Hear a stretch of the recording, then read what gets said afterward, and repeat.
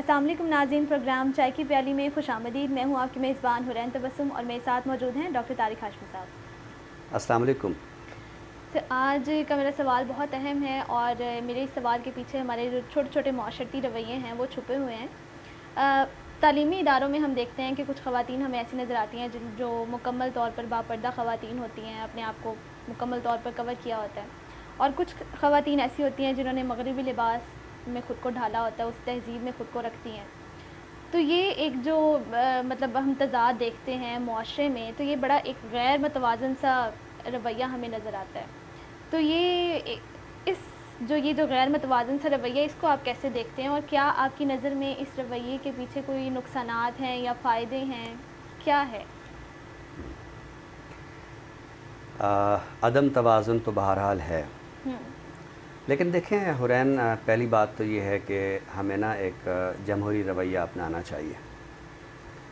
हर फ़र्द को इस बात का इख्तियार होना चाहिए, हक़ हासिल होना चाहिए कि वो कैसा लिबास पहनता है, कैसा लिबास पहनना चाहता है। मेरा ख़्याल है कि हमें अपने तालिब इल्मों को, असातिज़ा को, हत्ता कि मुआशरे में अफ़राद को हमें ये इख्तियार देना चाहिए कि वो कैसा लिबास पहनना पसंद करते हैं। ये उनका जमहूरी हक़ है।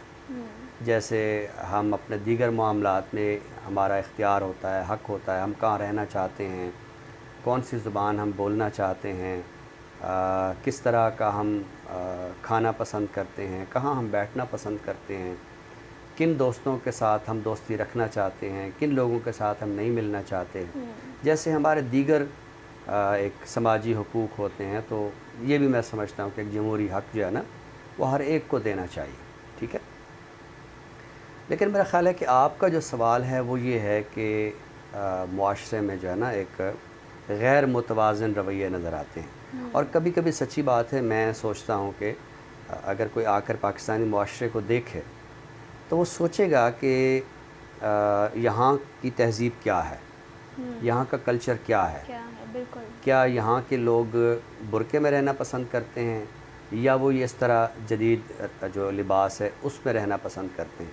पाकिस्तानियों का अपना लिबास कहाँ है, या पाकिस्तानी बहैसियत मजमूई किस तरह का लिबास पहनना पसंद करते हैं। यानी हम जो मर्दाना सिन्फ़ है इसमें तो शायद इतना ज़्यादा मसला नहीं होता, यानी या तो लोग शलवार कमीज़ पहनते हैं या पैंट शर्ट पहनते हैं। ठीक है, लेकिन ख़वातीन के हवाले से हमें बहुत ज़्यादा एक बहुत दूरी और तज़ाद हमें नज़र आता है। अच्छा, पहली बात तो ये है हुरैन कि मैंने ज़ाहिर अपना ज़माना तालिब इल्मी भी देखा है, और हमारे ज़माने तालिब इल्मी में हमारी जो यानी ख़वातीन क्लास फ़ेलो थी वो एक बस मशरक़ी लिबास में होती थी, यानी वो दुपट्टा लेती थी और यही शलवार कमीज़ वो पहनती थी, और बहुत कम चंद एक तालिबात ऐसी होती थी जो यानी बुर्का लेती थी। लेकिन दूसरी तरफ जैसे मैंने कहा, आपने बताया कि मगरबी लिबास, तो मगरबी लिबास का भी कोई ऐसा कल्चर नहीं था कि लोग जो है वो कोई मगरबी लिबास पहनते हों, वो कोई पैंट शर्ट पहनते हों, वो कोई जीन्स पहन के आते हों या शॉर्ट स्कर्ट पहन के आते हों, ऐसा रवैया भी नहीं था। एक बिल्कुल सादा सा जो लिबास सब मशरकियों का होता है, तो हमारी जो क्लास फेलोज़ थी वो इसी तरह का लिबास पहनती थी। और जब हम अपनी यूनिवर्सिटी में दाखिल होते थे, शोबे में दाखिल होते थे, तो हमें लिबास के हवाले से एक यकसानियत का उन्सर जो है कम से कम 95% हमें नज़र आता था। लेकिन अब जो है ये बहुत ज़्यादा एक दूरी है, और इसमें मैंने देखा है कि थोड़ा सा एक दूसरे को शक के निगाह से देखने का रवैया भी है। यानी जो बच्चियाँ जदीद लिबास पहन के आती हैं, वो जब नकाब वाली बच्चियों को देखते हैं तो एक अजीब सा उनका एक बिहेवियर होता है कहीं कहीं, और जो बच्चियाँ बुरके में आती हैं वो इन बच्चों के हवाले से अच्छा, ये चीज़ आप देखें सोशल मीडिया पर भी, अब इस मौजू पर भी हम किसी वक्त बात करेंगे कि आप देखें सोशल मीडिया पर जब कोई बहस होती है ना, तो 2-3 लफ्ज़ बड़े यानी तकरार के साथ आते हैं और ताने के साथ आते हैं। लिबरल, यानी ये इस तरह का लफ्ज़ आता है, तो और फिर जब लफ्ज़ आ जाता है लिबरल, तो फिर उसके साथ जितने भी سانپ کے لاکے ہو سکتے ہیں یا ایک مائنڈ سیٹ ہو سکتا ہے، وہ ہم سمجھتے ہیں کہ یہ ایسے ہے. اور دوسری طرف جو ہے ہم سمجھتے ہیں کہ یہ جو مذہبی لوگ ہوتے ہیں یہ خود بڑے دقیانوس قسم کے لوگ ہوتے ہیں، یہ پرانی سوچوں کے لوگ. تو یہ جو رویہ ہے یہ ہمارے تعلیمی اداروں میں بھی آیا ہے. اور اگر میں اس کو سماجی لحاظ سے یا سیاسی لحاظ سے یا عالمی لحاظ سے دیکھوں تو یہ رویہ جو ہے 9/11 کے بعد آہستہ آہستہ ہمارے تعلیمی اداروں میں آیا ہے کہ ایک طرف تو ہم پر یورپی جو ثقافت تھی اس کی یلغار ہوئی ہے. سوشل میڈیا ہے، بچے دیکھتے ہیں باہر کس طرح کا لباس پسند کیا جا رہا ہے، تو وہ فیملیز جو تھوڑی سی روشن خیال ہوتی ہیں وہ اپنے بچوں کے حوالے سے کوئی پابندی نہیں رکھتی ہیں، تو وہ جس طرح کا لباس بھی ہوتا ہے وہ اس کو پہنتے ہیں. اور دوسری طرف میں نے یہ دیکھا ہے کہ جو مذہبی طرز احساس ہے وہ بھی حساسیت کی حد تک بڑھا ہے. ٹھیک ہے، چونکہ 9/11 ایک واقعہ ایسا تھا، اس کے بعد ہم نے دیکھا کہ ہمارا پورا کا پورا معاشرہ جو ہے یہ تقسیم ہوا ہے فکری طور پر. ہمارا معاشرہ اب یکساں نہیں رہا، ایک جیسی فکر والا جس کے اندر جو توازن ہوتا ہے وہ نہیں رہا. تو وہ جو ایک فکری طور پر تضاد ہمارے پورے معاشرے میں آیا ہے کہ ایک طرف روشن خیال لوگ یا ترقی پسند لوگ یا وہ جو ٹرم ابھی میں نے سوشل میڈیا کی بتائی ہے لبرل، تو وہ ذرا اور ایکسٹریم پہ چلے گئے ہیں، اور جو مذہبی حساسیت رکھنے والے لوگ ہیں وہ اور ایکسٹریم پہ چلے گئے ہیں. اب یہ جو میں نے لفظ ایکسٹریم بولا ہے تو ہم عموماً انتہا پسندی جو ہے اسے ہم مذہبی زاویے سے دیکھتے ہیں. ہم یہ سمجھتے ہیں کہ وہ شخص جو بم دھماکہ کرتا ہے یا فائرنگ کرتا ہے یا اس طرح کے جلسے جلوس میں تشدد رویہ رکھتا ہے تو وہ انتہا پسند ہوتا ہے. نہیں، ایسا نہیں ہے. انتہا پسندی دونوں طرف آئی ہے. یعنی جو شخص تھوڑا سا یعنی روشن خیال تھا اس نے کہا مجھے تو پھر روشن خیالی میں بہت آگے جانا ہے، مجھے تو اب لبرلزم میں بہت آگے جانا ہے، سو اس نے اپنے لباس میں بھی وہ چیز اختیار کر لی. تو اب جو ایک تعلیمی اداروں میں ہم فضا دیکھتے ہیں خصوصاً طالبات کے حوالے سے وہ بڑی غیر متوازن ہے. جمہوری رویہ اپنی جگہ، جمہوری اختیار، جمہوری حق اپنی جگہ، لیکن یہ بھی تو دیکھنا چاہیے نا کہ کیوں ہم اتنی ایکسٹریم پر گئے ہیں. وہ جو ہمارا ایک مشرقی لباس کا طرز تھا اور اس میں بھی یعنی حیا کی ثقافت ہے. یعنی اس کی ایک مثال آپ میرے سامنے بیٹھی ہیں. یعنی بھائی ہماری جو ینگ کلاس فیلوز اس وقت ہوتی تھی، ظاہر ہے ہم بھی اس وقت ینگ تھے، تو بالکل اس طرح کا مشرقی لباس ہوتا تھا. انہوں نے دوپٹہ لیا ہوتا تھا، یہ شلوار قمیض ہوتی تھی، اور ہم میل میں بھی کوئی بہت زیادہ یعنی وہ نہیں تھا کہ ہم کوئی ایسا لباس پہنیں کہ جس سے خدا نخواستہ کوئی یعنی قابل اعتراض بات ہو. تو معاشرہ جو تھا ایک توازن کے ساتھ جا رہا تھا. معاشرہ عدم توازن کی طرف اس وقت جاتا ہے جب آپ کے رویوں میں انتہا پسندی آتی ہے. تو میں سمجھتا ہوں کہ یہ جو ہمارے معاشرے میں دونوں طرف کی ایک چیز آئی ہے. میں ایک بار پھر کہوں گا کہ جمہوری اختیار کو میں تسلیم کر رہا ہوں، لیکن آپ ایکسٹریم کی طرف گئے ہیں. اس کا نقصان یہ ہوا ہے کہ اب معاشرہ جو ہے بڑا عدم توازن کا شکار ہے. ہم ایک عجیب ذہنی کشمکش کا شکار ہیں. وہ ذہنی کشمکش جو غالب کو تھی، کعبہ میرے پیچھے ہے، کلیسا میرے آگے، ایمان مجھے روکے ہے تو کھینچے ہے مجھے کفر. تو اس وقت جو ایک ذہنی کشمکش ہے، ایک تہذیبی تصادم ہے، ایک ثقافتی مبارزت اور جنگ ہے، یہ ہمارے ذہنوں میں چل رہی ہے. تو ضرورت اس امر کی ہے کہ ہمیں کسی ایک نقطے پہ آنا چاہیے، کوئی ایک توازن ہونا چاہیے، اور وہ توازن ہمارے لباسوں میں بھی بہرحال ظاہر ہونا چاہیے. بالکل سر، بہت خوب، بڑی عمدہ گفتگو کی. اور آپ کی گفتگو کی خاص بات یہ ہوتی ہے کہ آپ چھوٹے چھوٹے جو معاشرتی رویے ہوتے ہیں نا ان کو آپ بیان کرتے ہیں. ناظرین، پروگرام کے دوسرے حصے کی جانب یعنی تخلیق کی جانب بڑھتے ہیں. آج ہم بات کریں گے عزت عزیز کے حوالے سے. ساہیوال سے تعلق رکھتے ہیں، بہت اچھے شاعر ہیں. آپ کے شعری مجموعوں میں لہریں بیتاب ہوئیں، اور دوسرا جو آپ کا شعری مجموعہ ہے وہ ہے غروب شب. اور اس کے علاوہ ایک پنجابی شعری مجموعہ بھی شائع ہو چکا ہے، کلے رخ دا وین.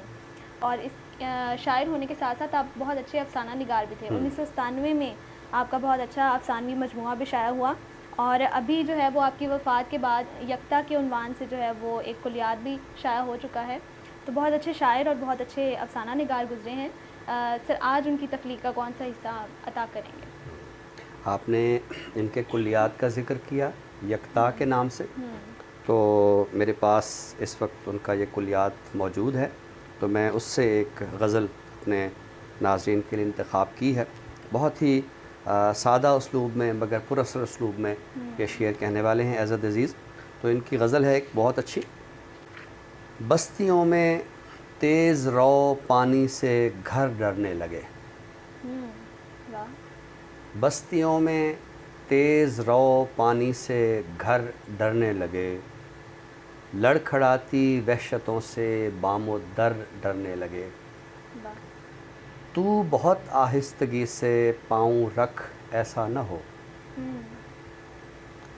تو بہت آہستگی سے پاؤں رکھ ایسا نہ ہو، تیرے چلنے کی صدا سے رہ گزر ڈرنے لگے، واہ، بہت خوب، تیرے چلنے کی صدا سے رہ گزر ڈرنے لگے، کون ان دبکی ہوئی معصوم چڑیوں سے کہے، واہ، کون ان دبکی ہوئی معصوم چڑیوں سے کہے، آندھیوں کے زور سے سارے شجر ڈرنے لگے، واہ، واہ، آندھیوں کے زور سے سارے شجر ڈرنے لگے، بہت خوب، خاک پر یہ ایڑیوں کے پھیلتے گہرے نشاں،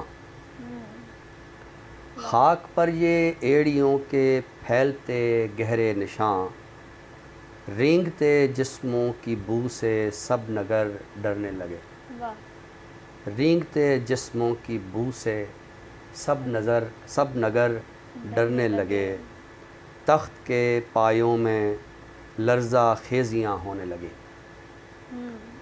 تخت کے پایوں میں لرزہ خیزیاں ہونے لگیں، تاج پر سجتے ہوئے سیمی گہر ڈرنے لگے، تاج پر سجتے ہوئے سیمی گہر ڈرنے لگے، بہت خوب، دم دیا جہد مسلسل نے نظر چھلنی ہوئی، واہ، دم دیا جہد مسلسل نے نظر چھلنی ہوئی، منزلوں کی گرد سے اہل سفر ڈرنے لگے، بستیوں میں تیز رو پانی سے گھر ڈرنے لگے، بہت خوب، لڑکھڑاتی وحشتوں سے بام و در ڈرنے لگے۔ رہنے لگے، بہت خوب سر، بہت عمدہ غزل آپ نے عطا کی۔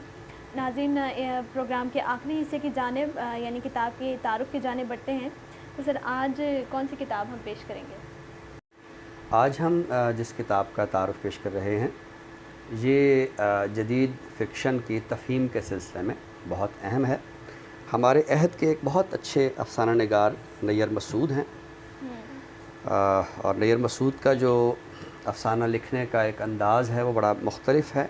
اس میں طلسماتی حقیقت نگاری کی ٹیکنیک استعمال کرتے ہوئے انہوں نے کئی ایک موضوعات پر بہت عمدہ افسانے لکھے ہیں۔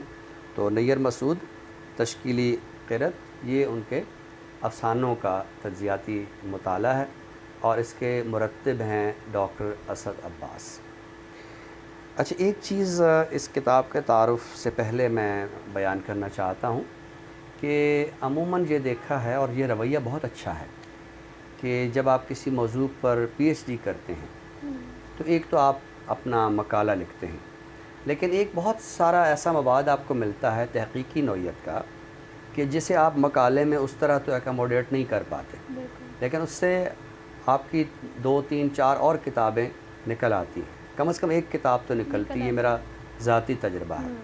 تو اسد عباس نے چونکہ نیر مسعود پہ اپنا ڈاکٹریٹ کا مقالہ لکھا ہے، تو ان اپنا مقالہ لکھنے کے دوران میں جو انہیں افسانوں کے تجزیات ملے تو یہ انہوں نے ایک کتاب میں جمع کیے ہیں۔ تو یہ میں سمجھتا ہوں کہ ایسے ناقدین کے تجزیے ہیں کہ جن سے ہم سمجھ سکتے ہیں کہ نیر مسعود کس ٹیکنیک کے ساتھ افسانہ لکھتے تھے، وہ اپنی فکر کی ترسیل کس انداز میں کرتے تھے۔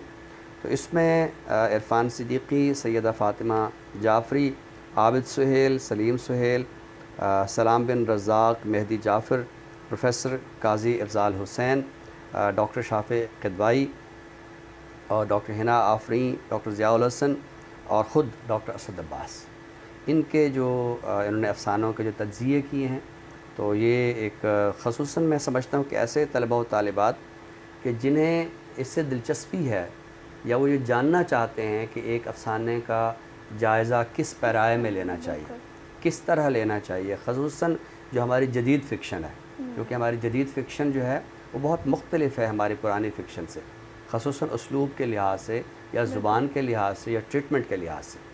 تو نیر مسعود چونکہ ہمارے ایسے افسانہ نگاروں میں ہیں جو جدید فکشن میں ان کا شمار ہوتا ہے، نئی ٹیکنیک سے افسانہ لکھتے ہیں، تو ہمارے وہ طلبہ و طالبات یا قارئین یا افسانے سے دلچسپی رکھنے والے احباب کہ جو یہ جاننا چاہتے ہیں کہ افسانے کا جائزہ کیسے لیا جانا چاہیے اور نیر مسعود کے فکر اور اسلوب سے ان کی دلچسپی ہے، تو وہ یہ کتاب لازماً دیکھیں۔ نیر مسعود تشکیل کیرت، مرتب ہیں ڈاکٹر اسد عباس۔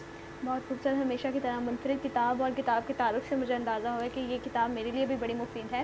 آپ بھی ضرور مطالعہ کیجیے گا، یقیناً مستفید ہوں گے۔ ناظرین، اسی کے ساتھ ہی ہمارا پروگرام اپنے اختتام کو پہنچتا ہے۔ نئے موضوعات کے ساتھ انشاءاللہ آپ کی خدمت میں دوبارہ حاضر ہوں گے۔